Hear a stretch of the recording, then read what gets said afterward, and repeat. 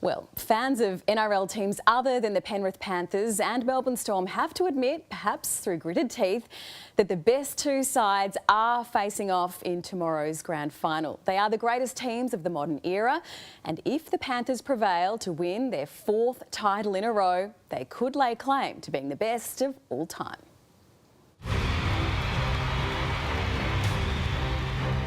They're extraordinary, clearly superior to every other team in this competition.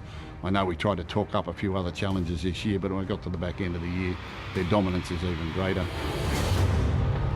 That's a dynasty for sure and certain, and who's to say it won't be four in a row, which would be unprecedented in the modern game. Which rugby league dynasty is better? 4.5 to go. Fourth tackle here as he's held up, back away, in centre field, Cleary scores! Cleary scores under the post! Oh, he's saved the grand final! He's an absolute genius! Peace me, I must be dreaming! The Penrith Panthers, 5 grand finals in a row, going for a 4th straight premiership. The Melbourne Storm, 11 grand finals in 27 years, 6 wins. Finals in 20 of the last 21 years. Melbourne wins another one.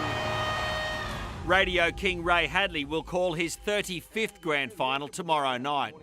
Ray thought he'd seen it all when Parramatta won 3 in a row in the 1980s.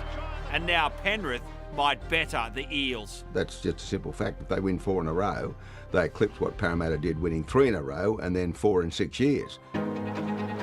Legendary premiership winning coach and 9 commentator Phil Gould.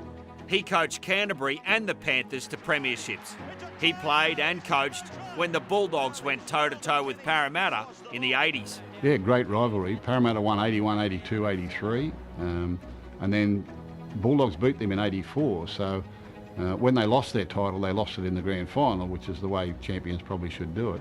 And they came back and won again in 86 under John Mooney.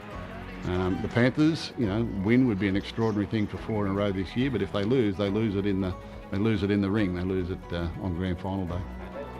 There's been one undisputed great dynasty in rugby league: the mighty St George Dragons of the 1950s and 60s.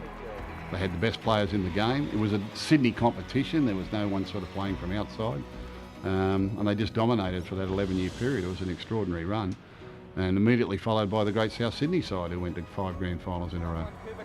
So good were those Dragons, winning from 1956 to 1966, they changed the rules to stop them. Never be eclipsed. 11 of premierships, and then they changed the rules. Unlimited tackle, and then in 67, they changed it to a 4 tackle rule because St George just hang on to the ball and the other mob never got it back. So they said, OK, unlimited tackle's gone, 4 tackle, they lose the premiership in 67. And, things change from there on in. It'll never be eclipsed what St George did. Never, ever, ever. While the Storm had success from the moment they entered the competition in 1998, it was a different story for the Panthers.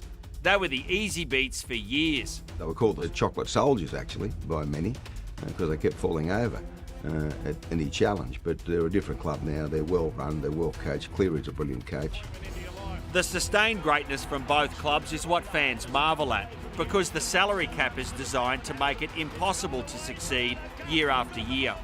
And there was a time there when the game was bragging that the salary cap gave us a different premier every year. And for a long time that was the case. It took years, I think from 1992-93 with the Broncos until the Roosters did it recently where they won 2 in a row. And I don't think we thought we'd see that in the salary cap era because it was just too hard to keep your team together. To do it with so many teams in the competition and restrictions on how much you can spend on players means they have an unbelievable talent identification program, and that's why they've been so successful. Tomorrow night, this is the ultimate decider. 2 great dynasties head to head. Winner take all. On the weekend, people saying it's a little bit boring, the same 2 teams. I think exactly the opposite. I think we're going to see a cracking grand final on Sunday. It's a heavyweight title fight, isn't it, Gus? Absolutely. To the best versus the best.